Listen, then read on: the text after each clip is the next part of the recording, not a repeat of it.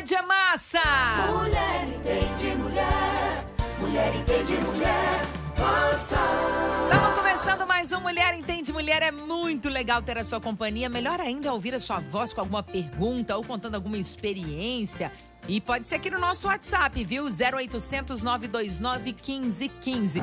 Confesso que o assunto está me chamando muita atenção, Raquel. Eu também, viu, Thelma? Afinal de contas, né, quero ver aí se a minha árvore genealógica, né, Tá tem ajudando. alguma coisa que tá me influenciando, né? Bom, Letícia Bacin, que é especialista em psicogenealogia. Bom dia, bem-vinda ao Mulher Entende Mulher. E me explica esse negócio de memória familiar, o que é, hein, Letícia? Bom dia! Bom dia, tudo bom, queridas? Bom, aproveitando o gancho, né? É importante que a gente saiba que basicamente tudo da nossa árvore nos influenciona. Não sei se isso é uma boa ou uma péssima notícia, mas trazendo uma frase do Jung, né? Que é uma pessoa que muitos de nós conhecem, que fala do inconsciente coletivo.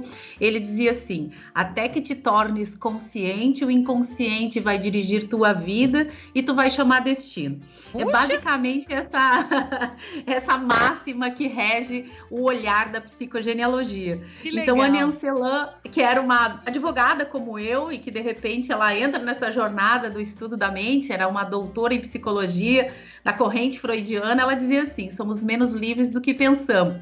Então, sim, a nossa árvore nos influencia fortemente. Puxa vida, Letícia, mas assim, tem, por exemplo, algum grau? Por exemplo, eu, né, tenho minha mãe e minha avó.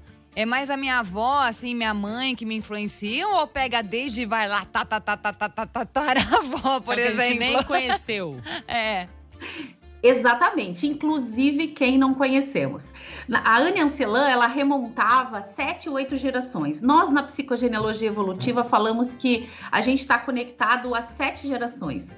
Porque 7 é um número importante, né? Nós 7 notas musicais, 7 dias da semana, 7 cores do arco-íris. Se a gente for pensar, a gente conhece nossos pais, às vezes conhece o nome dos nossos avós e às vezes, muito raramente, conhece o nome dos nossos bisavós.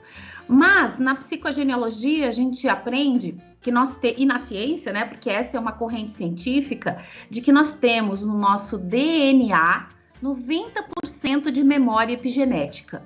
E o que é memória epigenética? É tudo que está acima da genética. Então, todas as memórias, histórias, eventos traumáticos e também fortalezas, aquilo que se viveu de muito bom, está transcrito em nós e condiciona as nossas escolhas, independente do grau de conexão. Eu te diria assim, que mais fortemente, até a 3ª ou 4ª geração distante de nós, nos influencia muito. Olha só, né? Então, engraçado, eu tava até conversando com a Thelma aqui, Letícia, que a mãe dela e a minha avó têm pavor de cobra.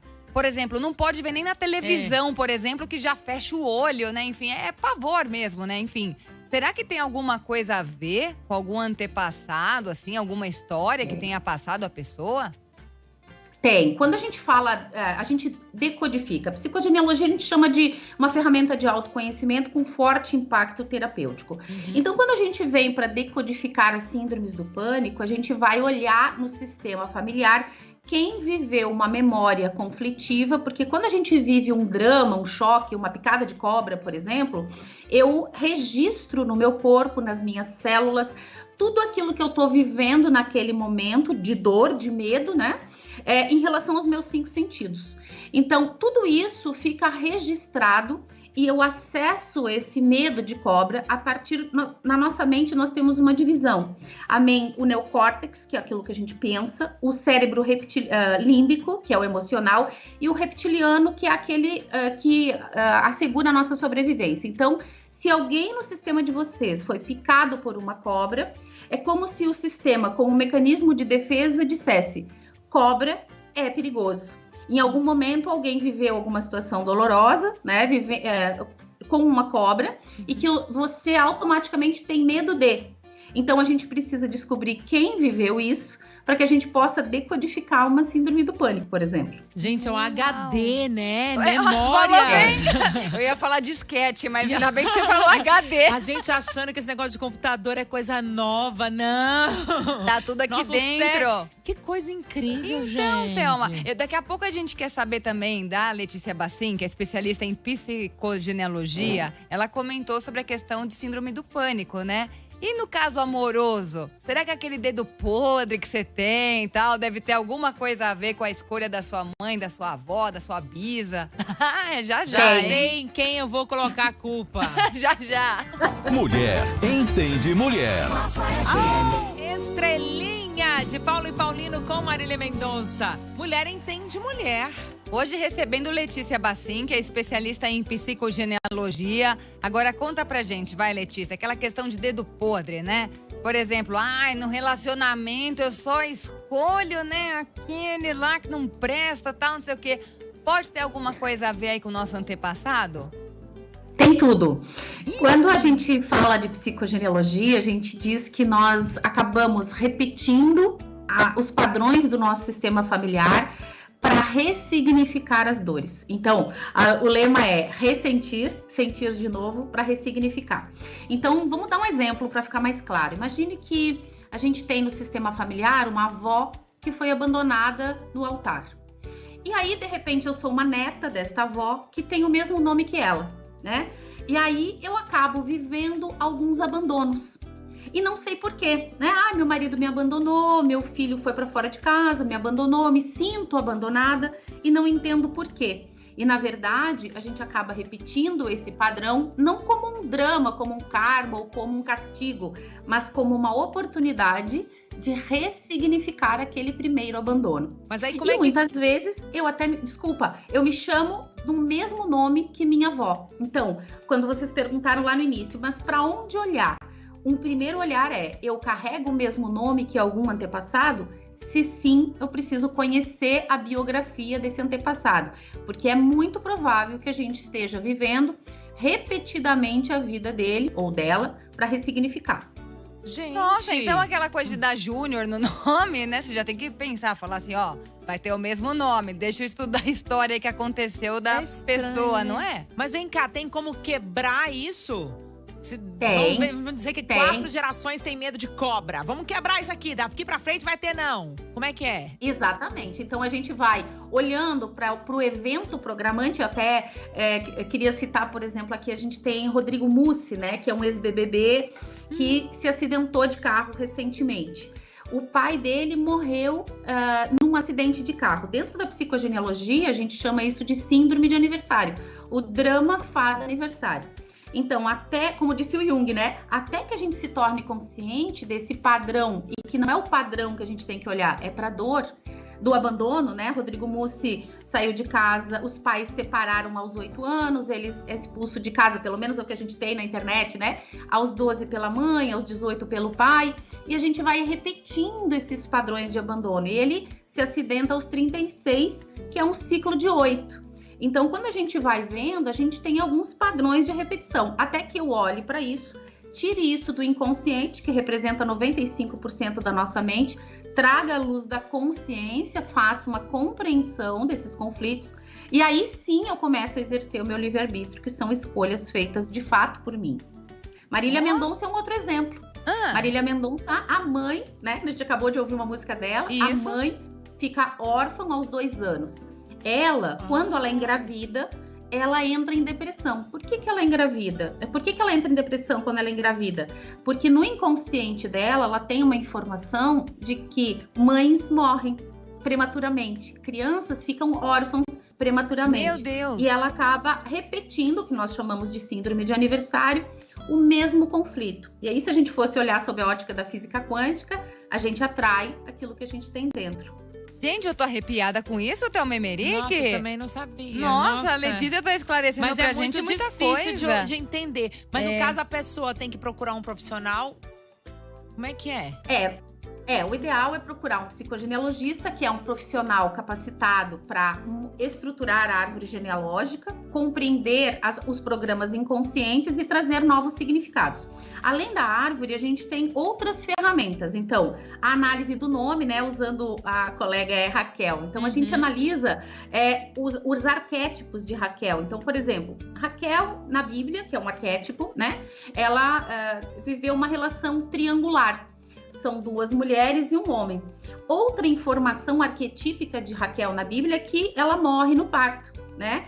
E aí ela dá um nome para um filho, que é Benoni, e de repente o pai, Jacó, diz, não, eu vou chamar Benjamim, né? Então, tem um registro de uma mulher chamada Raquel, arquetipicamente, que é isso que o Jung trabalhou, e que traz um dado de uma mulher que morre no parto. Puxa então, vida. quando eu chamo Raquel, eu posso olhar para as mulheres do meu sistema, que talvez tenham o mesmo nome ou não, ou também para os arquétipos, para ver para onde eu tenho para olhar. E também eu posso olhar para as tatuagens, por exemplo.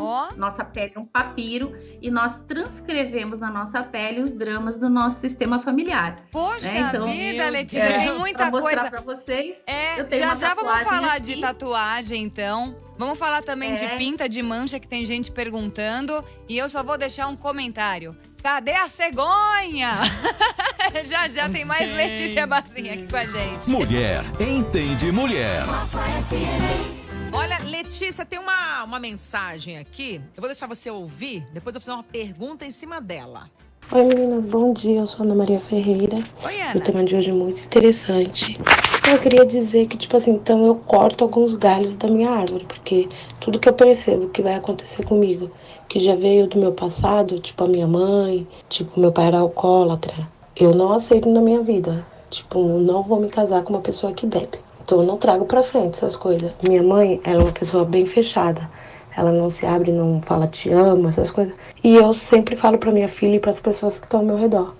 Então eu vou quebrando tudo que eu não aceito dos meus antepassados. Um super beijo. Tchau, tchau. Eu achei muito legal o que a Ana falou, porque ela tem consciência do que ela não quer pra vida dela e não vai passar pra frente. É possível a pessoa fazer isso sozinha, como ela tá fazendo, ou não? É necessário procurar no caso, uma terapia, um profissional? É possível tomar consciência, mas ouso dizer para ela que não é assim que a gente resolve. E não é aparando os galhos. Porque, na verdade, o que a gente precisa é compreender e ressignificar. Então, o que a gente chama disso, exatamente isso que ela colocou, de efeito pêndulo.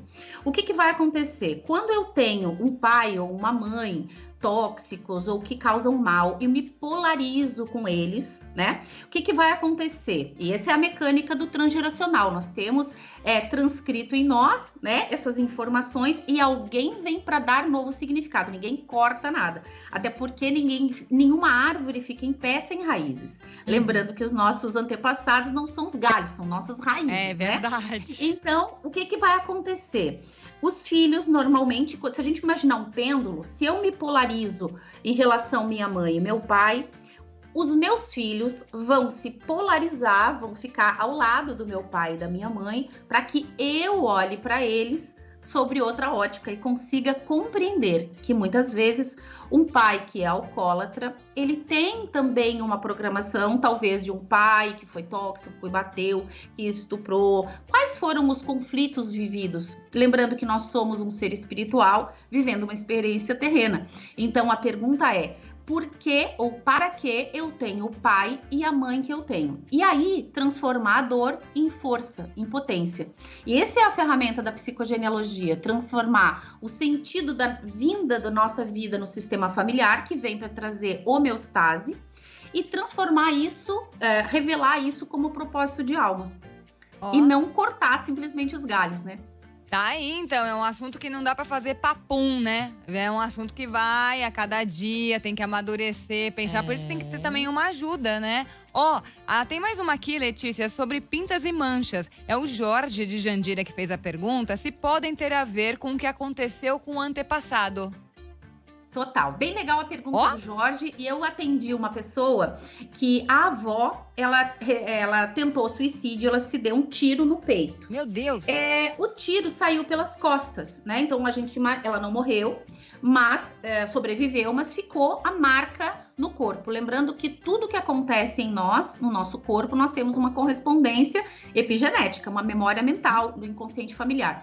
A neta vem com uma mesma mancha, né, como se fosse mais escura do que a pele, no mesmo lugar da avó. Então, o nosso corpo, ele guarda memórias do trauma. E aí eu tava mostrando a minha tatuagem e eu descobri com a psicogenealogia que eu sou neta descendente de judeus, né? Em função da história do meu sistema. Então, onde um descendente de judeus tatuaria algo, né? No meu caso, não estou dizendo que todas as pessoas que tatuam aqui são descendentes de judeus, mas onde os judeus eram tatuados nos campos de concentração. Nessa parte então, do a braço. gente acaba... Foi aí que fez a tatuagem. Ó, tá aí então, né? Gente, mas não foi é de boca uma... aberta. Mas olha só, agora eu vou confessar que dá vontade de procurar um profissional desse. Mas não é comum. Na verdade, hoje eu conheci a sua profissão. Eu não sabia que existia. Foi a Raquel falando. Eu falei, mas, gente, como é que a gente acha esse profissional? Então já a Letícia conta aqui pra gente no Mulher Entende Mulher. Você fala e a gente ouve. Mulher Entende Mulher. Na Massa FM tem Marcos e Belucci com I Love You. Te quero, te amo. Quanta coisa. 6:10. E Mulher Entende Mulher hoje surpreendendo a gente com muita informação que a gente nem imaginava. É verdade, surpreendeu até demais, viu, Letícia? Que os ouvintes estão pedindo, só pra repetir rapidamente, aquela parte da Marília Mendonça, né, que você explicou pra gente. E até mesmo do Rodrigo Mussi, né, que foi o ex-BBB agora de 2022, que sofreu aquele acidente gravíssimo na Marginal Pinheiros. Sim, o conceito disso na psicogenealogia é síndrome de aniversário. Então, o que acontece? A gente guarda o aniversário do trauma. E quando que a gente repete? A gente repete uma data ou um determinado dado.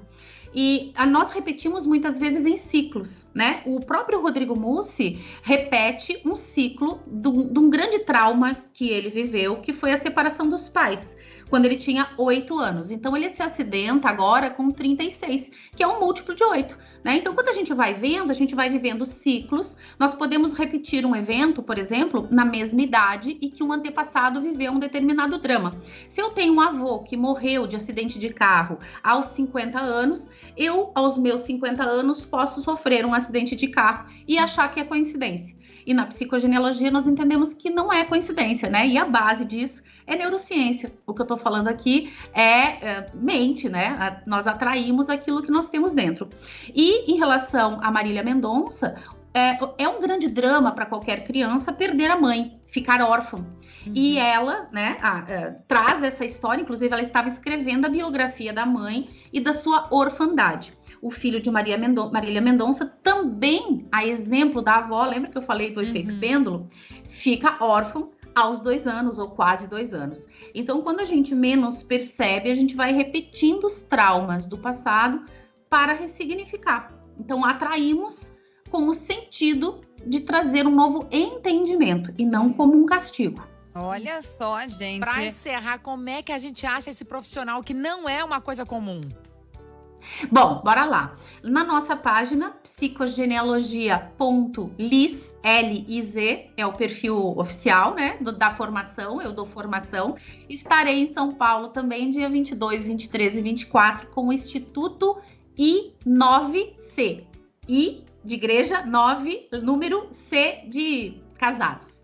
Então, estarei presente aí dando cursos ao vivo e também no meu perfil do Instagram. Vai ser um prazer conhecer todo mundo e explicar um pouco mais da psicogenealogia. Muito legal. Venha pessoalmente aqui também. Fica o convite pra voltar, viu, Letícia? Porque a gente vai querer aprender muito mais sobre a psicogenealogia. Foi muito legal. Obrigada pela participação hoje no Mulher Entende Mulher. Parabéns aí pela profissão. Ótimo. E a gente marca mais uma vez para aprender muito mais aí sobre psicogenealogia. Letícia, obrigada e uma boa terça-feira. Beijo, Letícia. Gratidão, gente. Até mais.